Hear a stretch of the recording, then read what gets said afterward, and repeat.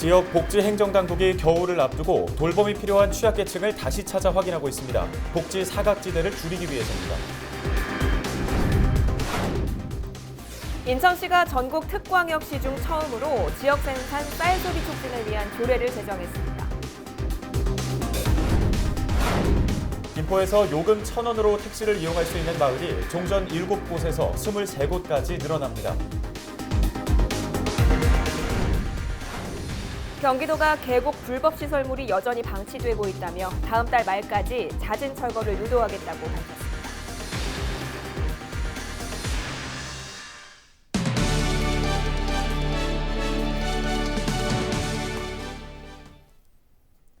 시청자 여러분, 안녕하십니까? 헬로티비 뉴스 시작합니다. 오늘의 첫 소식입니다. 비무장지대인 DMZ를 세계적인 명소로 만들기 위한 토론회가 경기도청 북부청에서 열렸습니다. 경기도 의원과 공공기관장 등 50여 명이 참석한 토론회에서 이정훈 경기연구원 북부연구센터장은 DMZ 관리와 사업 효율화를 위한 대안을 제시했습니다. 또 이우정 경기문화의 전당 사장과 유동규 경기관광공사 사장, 강헌 경기문화재단 대표 등은 DMZ의 효율적 관리와 개선 방안에 대해 의견을 나눴습니다. 25일 오후 1시 59분쯤 송도 국제도시 잭 니클라우스 골프장 인근 도로에서 승용 차량이 가로등을 들이받았습니다. 화면으로 보시는 것처럼 차량이 많이 찌그러졌고 가로수 역시 쓰러졌는데요. 사고로 한 명이 부상을 입고 인근 병원으로 이송됐습니다. 소방당국은 차량이 커브 구간을 돌다 사고를 낸 것으로 보고 정확한 사고 경위를 조사하고 있습니다. 인천시가 전국 특광역시 중 최초로 지역 생산 쌀 소비 촉진을 위한 조례를 제정했습니다. 조례는 인천 지역 쌀의 안정적인 생산과 유통체계 확립에 지원할 수 있도록 규정하고 있는데요. 인천에서 생산되는 쌀 브랜드는 모두 18개, 특히 강화 섬쌀은 대한민국 소비자 신뢰 대표 브랜드 시상식에서 6년 연속으로 특산물 부문 대상을 수상할 정도로 높은 품질을 자랑합니다. 인천시는 쌀 소비 부진으로 어려움을 겪고 있는 지역 농민들을 위해 조례 제정을 추진했습니다. 경기도가 올해 안에 계곡 불법 시설물을 모두 철거하기로 했습니다. 이재명 경기도지사는 도청에서 열린 확대 간부 회의에서 계곡 불법 시설물이 여전히 방치되고 있다며 다음 달 말까지 잦은 철거를 유도하겠다고 밝혔습니다. 하지만 잦은 철거가 이행되지 않을 경우 행정 대집행을 통해 강제 철거한 뒤 집행 비용을 불법 행위자에게 징수하겠다고 덧붙였습니다. 경기도는 지난 6월부터 계곡 불법 시설에 대한 단속에 나섰고 지금까지 철거를 완료한 곳은 9개 시군에 불과합니다. 벌써 10월 말입니다. 이번 주말부터는 한층 더 쌀쌀해질 거라는 예보가 이어지고 있는데요. 조금 이른 감이 있긴 하지만 날씨가 추워지고 겨울이 성큼 다가오면 우리 소외된 이웃들이 걱정입니다. 우리 지역인 계양에서는 다소 일찍 복지 사각지대를 위한 관리를 이어가고 있는데요. 자치단체 복지정책 취재기자와 함께 이야기 나눠보겠습니다. 이정아 기자 스튜디오에 나와 있습니다. 네, 이 기자, 겨울철 앞두고 계양 지역 복지 사각지대를 찾는 일이 한창 이어지고 있는데요. 어떤 내용인가요? 네, 계양구는 지난달부터 이달까지 복지 사각지대 발굴 집중 기간으로 운영하고 있습니다. 그중에 특히 일반 주민들이 주축으로 된 주민 발굴단이 복지 소외계층 발굴에 적극 나서고 있는데요. 일명 줌인 발굴단입니다. 줌렌즈를 통해 피사체를 확대하다 이런 뜻인데 동별로 나눠져서 빈틈이 있을 수도 있는 사각지대까지 좀 더 촘촘하게 찾아간다는 뜻입니다. 복지 알림이 부스 운영도 하고 있는데요. 지나가다 보신 분들이 있을 수도 있는데 돌봄에 취약한 이웃들이 주로 사는 노후 빌라 세대 지역에 홍보 부스를 설치하고요. 복지 서비스 안내문이나 말을 안 하면 모를 수도 있는 내용들을 세대에 적극적으로 홍보를 해 나가겠다는 방침입니다. 네, 이 취약계층을 발굴한다고 그게 끝이 아니잖아요. 발굴하고 나서는 어떻게 관리를 하게 되는 건가요? 네, 이렇게 해서 취약계층을 발굴을 하게 되면 발굴 후에는 긴급복지나 기초생활보장제도, 또 기초연금 등 공적 지원을 연계하고 있고요. 통합사례 관리 대상자로 선정해서 민간 서비스까지 지원한다는 방침입니다. 지난해에는 이 주민발굴단을 통해서 170가구의 맞춤형 급여를 지원을 했고요. 21가구에는 기초연금 등 공적 지원 연계, 모두 270여 가구의 어려운 우리 이웃들에게 지원의 손길이 돌아갔습니다. 네, 그렇군요. 일단 이번 달에 1차적으로 관리망을 연결하기 시작을 한 것이고, 네. 그럼 본격적인 겨울철 복지 사각지대 관리 언제부터 시작이 되나요? 네, 아직 한 달여 정도가 더 남기는 했는데요. 계양부는 매년 12월이 되면 이듬해 2월까지 복지 사각지대를 집중적으로 발굴하고 지원하는 사업을 이어오고 있었습니다. 앞서 말한 정책들을 비롯해서 통합사례 관리사들을 통한 관리도 이어질 거고요. 또 기습 한파에 대비해서 보호와 돌봄이 필요한 가구를 선정해서 단계적 맞춤형 급여 등을 지원을 할 계획입니다. 이 밖에도 공무원을 중심으로 한 사각지대 발굴 외에도요. 동보장협의체, 또 복지통장 등 시민 발굴단을 지속해서 운영할 계획이라고 밝혔습니다. 저희가 이제 저희 주변에는 노숙자도 있고 쪽방에 사시는 분들도 있고요. 또 한 8,000세대 가까이 독거노인 어르신들도 계시고 그런데요. 겨울 나이가 쉽지 않은 부분이 있을 겁니다. 그래서 저희가 지역사회보장협의체와 이런 민간 복지 기관과 연계를 통해서요. 아무튼 촘촘한 안전망을 구축해 나가겠습니다. 네, 이 밖에 계양부의 또 다른 복지 정책들도 궁금한데요. 네, 이것은 혹한기에만 해당하는 것은 아니고요. 현재 계양부에서는 민관협력 사례관리 시스템을 운영하고 있습니다. 민관협력 과정분할 사례 시스템이라고 이야기를 하는데요. 이게 말이 좀 어려운데 풀어서 설명을 해보면 민과 관이 함께 매달 공동 사례 중인 세대에 대해 대상자를 선정해서 직접 점검을 하고 관리를 한다, 이런 취지입니다. 네. 현재 19세대가 관리 대상에 포함이 돼 있고요. 근데 이 분야는 비단 독거노인이나 고시원처럼 명백하게 드러나는 부분의 복지 사각지대만 챙기는 건 아니고요. 돌봄이나 의료 등 조금 더 분야를 다양화해서 진행하고 있습니다. 네, 날이 추워질수록 점점 도움의 손길이 필요한 분들이 늘어날 텐데요. 이름처럼 정말 주민에서 소외되는 이웃이 없도록 해주셨으면 좋겠습니다. 여기까지 듣겠습니다. 이정아 기자 수고했습니다.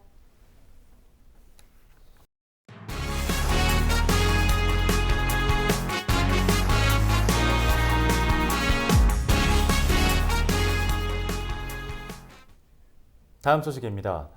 내년까지 김포 도시철도에서 버스로 갈아탈 수 있는 환승 정류장 3곳이 추가로 생깁니다. 추가 설치 장소는 도시철도 김포 방향 풍무역과 마산역, 장기역입니다. 풍무역은 이마트 트레이더스 맞은편, 마산역은 기존 마산역 정류장 맞은편, 장기역은 김포 고용복지 플러스 센터 맞은편에 정류장이 설치될 예정입니다. 김포 이음택시를 이용할 수 있는 마을이 2배 이상 늘어날 것으로 보입니다.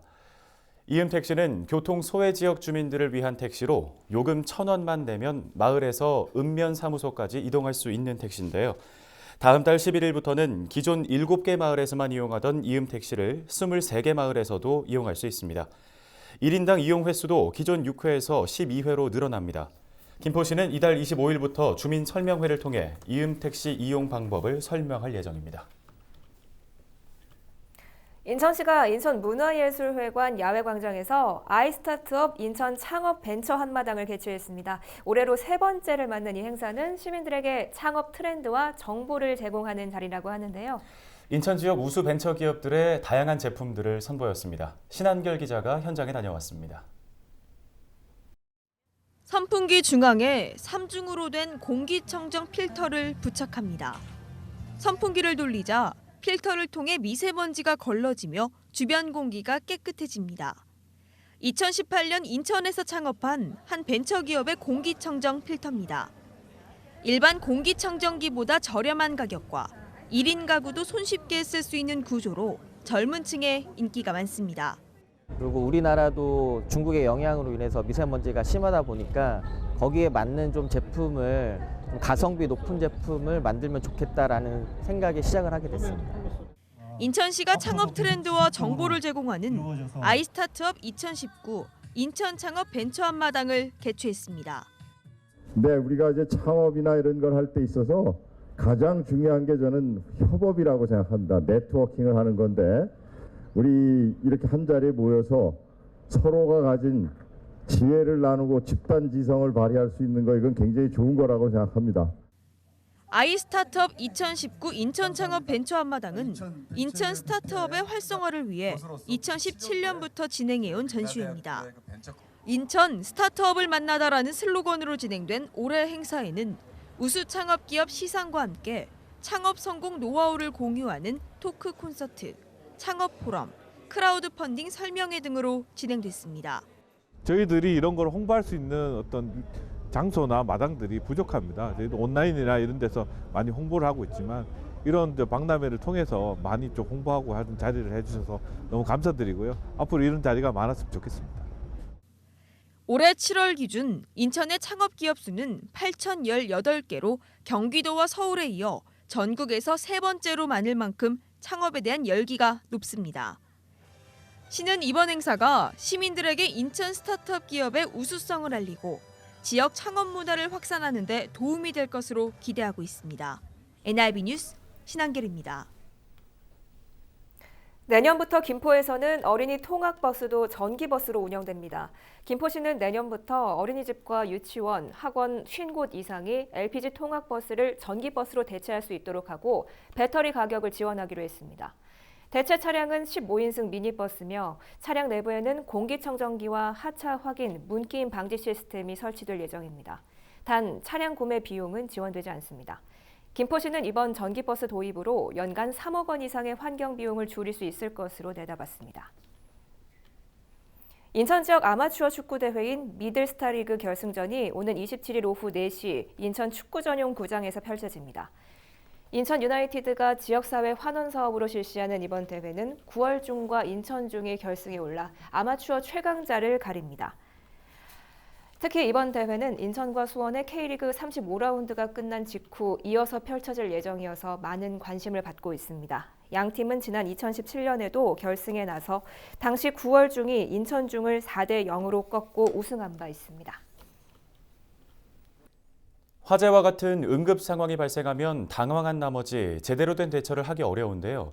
부천소방서가 23일 쇼핑몰과 지하철역 이용객들을 대상으로 119 구급대원 체험 행사를 열었습니다. 이날 행사에 참여한 시민 100여 명은 소화기와 완강기 사용법, 심폐소생술 등을 직접 체험했는데요.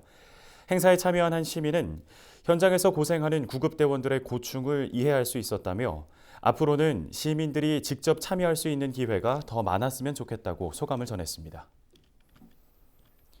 부천시 어린이집 연합회가 꼬마 마라톤 대회를 준비하며 모금한 1,000만 원을 저소득 가정 아동의 후원금으로 사용하기로 했습니다. 부천시 어린이집 연합회는 당초 10월 8일 제19회 꼬마 마라톤 대회를 열기로 했다가 아프리카 돼지열병으로 대회를 취소한 바 있는데요. 대회를 준비하며 모금한 1,000만 원을 디딤 씨앗 통장 후원금으로 사용해달라며 최근 부천시에 전달했습니다.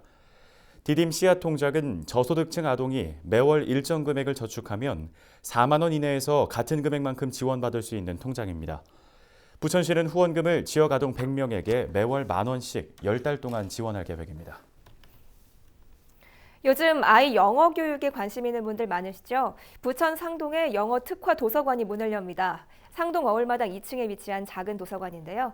작은 도서관에는 어린이 영어 원서 3,000여 권이 단계별로 비치되고 다양한 영어 특화 프로그램도 운영됩니다.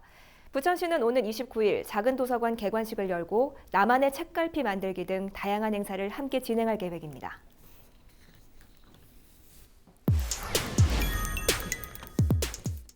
혹시 요즘 신축 빌라 광고 보셨나요?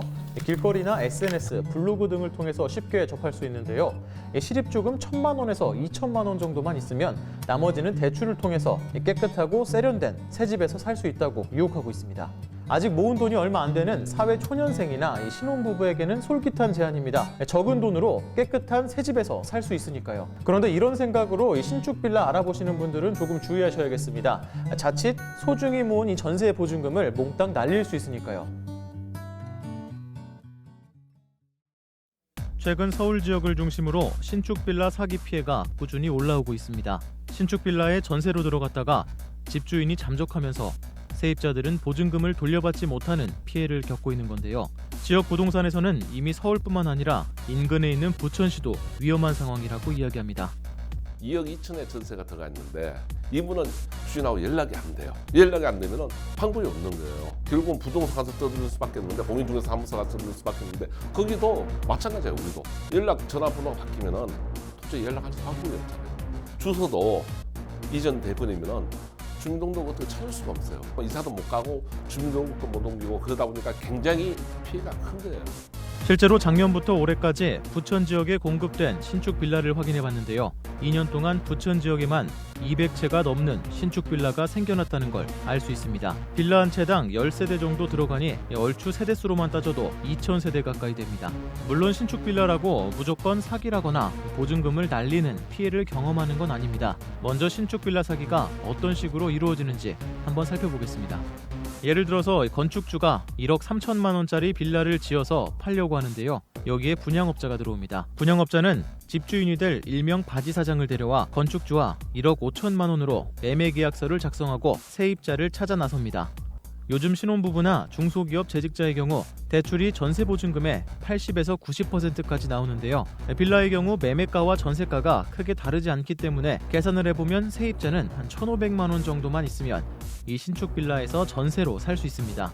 그런데 이때 이 세입자가 낸 전세보증금은 매매가인 1억 5천만 원과 거의 비슷하기 때문에 실제 빌라 가격인 1억 3천만 원과는 차이가 생기게 되는데요. 분양업자는 세입자에게 받은 전세보증금으로 건축주에게 빌라 가격 1억 3천만 원을 정산한 뒤에 남는 차액을 바지사장과 나누어 가게 됩니다. 결국 이렇게 세입자가 돌려받을 보증금은 사라지게 된 거죠. 문제는 이렇게 한번 사기에 말려버리면 집주인이 잠적한 뒤에 보증금을 돌려받을 방법이 없다는 겁니다. 최후에는 집이 경매로 넘어가서 경매로 생긴 돈을 돌려받게 될 텐데요. 통상적으로 경매에서는 시세의 70% 수준으로 거래가 이루어지기 때문에 전세보증금을 온전히 돌려받기는 어렵습니다. 심지어 이 빌라 사기에 동원된 신축 빌라는 이미 적정 가격보다 높은 가격으로 매매 및 전세가 이루어졌기 때문에 입주 후 빌라의 매매가가 전세가보다도 낮아지는 깡통 전세 현상이 발생합니다. 예를 들어서 이 전세가가 1억 5천만 원이었다면 깡통 전세로 인해 매매가는 1억 5천만 원보다 낮아질 것이고 경매로 인한 손실까지 더하면 내가 낸 전세보증금은 1억 5천만 원인데 돌려받게 되는 돈은 1억 원도 안 될 수 있습니다. 그런데 이렇게 경매가 진행되는 데에도 1년 가까이 소요됩니다. 그럼 어떻게 해야 할까요? 제가 부동산에도 가보고 시청에도 가보고 여기저기 물어봤는데요. 사실 이렇다 할 대책은 없다고 합니다. 이 빌라 사기 자체가 법망을 교묘히 피해 위법한 내용이 없기 때문인데요. 결국 계약하는 세입자가 좀 더 주의를 기울이는 방법뿐입니다. 일단 전세 계약을 하기 전 전세보증금 반환 보증보험에 가입하는 방법이 있습니다. 전세보증금 반환 보증보험은 집주인이 보증금을 돌려주지 않을 경우 보증기관이 세입자에게 먼저 보증금을 주고 이후 보증기관이 집주인에게 보증금을 돌려받는 방식입니다. 주택도시보증공사의 경우 보증 한도 내에서 보증금 액수를 선택하면 이에 따라 보증료가 결정되는데요. 연간 보증료는 아파트 기준 전세보증금의 0.128%, 기타 주택은 0.154%입니다. 또 다른 주의 방법으로는 계약하려는 집 주변의 시세를 확인해보는 방법입니다. 전세보증금이 주변 비슷한 빌라 매매가와 비교해 거의 같거나 높은 수준이면 이미 전세가에 분양업자 수수료 등 많은 거품이 끼어 있거나 계약 이후 깡통 전세가 될 확률이 높기 때문입니다. 사회초년생 신혼부부에게 전 재산이나 다름없는 전세보증금 꼼꼼히 따지고 주의해서 전세보증금을 지켜야겠습니다. 날씨 알아보겠습니다. 한반도 북서쪽 상공에 위치한 찬 공기의 영향으로 주말 오전 기온이 5도가량 뚝 떨어집니다. 덕분에 미세먼지 없이 깨끗한 가을 하늘 볼 수 있겠지만 기온이 낮은 데다 바람까지 강할 것으로 보여 체온 관리와 면역력 관리에 신경 써주시는 게 좋겠습니다. 일교차는 약 10도 정도 벌어지겠고요. 낮에도 서늘하겠습니다. 주간 날씨 볼까요? 기압골의 영향으로 다음 주 월요일 오후부터 화요일 오전까지 비 소식이 있습니다. 화요일 오후부터는 다시 맑아지겠고요. 평년보다 5도가량 웃돌던 기온도 제자리를 찾아갈 것으로 보입니다. 전국 날씨 보시죠. 토요일부터 일요일까지 산지와 내륙을 중심으로 새벽부터 아침 사이에 서리가 내리거나 얼음이 어는 곳이 있겠습니다. 농가에서는 농작물 관리에 각별히 유의하시기 바랍니다. 또한 동해안과 서해안을 중심으로 일요일까지는 바람이 강하게 불 것으로 보입니다. 시설물 관리에 주의 기울이시기 바랍니다. 오늘 준비한 소식은 여기까지입니다. 헬로티비 뉴스에서는 가을을 맞아 가을 단풍 사진 댓글 이벤트를 준비했습니다. 10월 31일까지 가을이 가득 담겨있는 예쁜 사진을 북인천방송과 부천 김포방송 페이스북에 댓글로 남겨주세요. 추첨을 통해 소정의 상품도 보내드릴 예정입니다. 많은 참여 부탁드립니다. 헬로티비 뉴스는 언제나 지역 주민 여러분 곁에 있겠습니다. 시청해주신 여러분 고맙습니다.